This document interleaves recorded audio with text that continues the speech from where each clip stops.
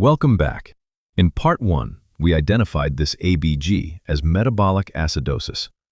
Now let's answer the next question.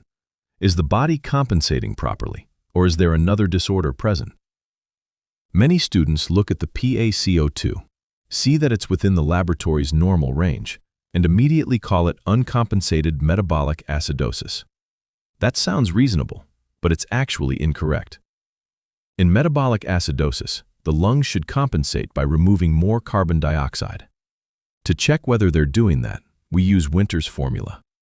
The expected PaCO2 is calculated by multiplying the bicarbonate by 1.5, then adding 8. Finally, allow a margin of plus or minus 2.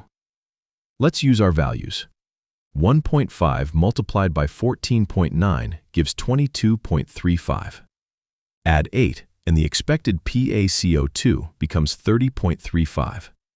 After allowing a margin of 2, the expected range is 28 to 32.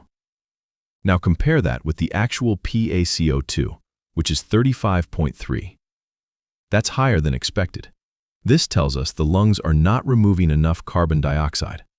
So this patient doesn't have only metabolic acidosis. There is also a respiratory acidosis present.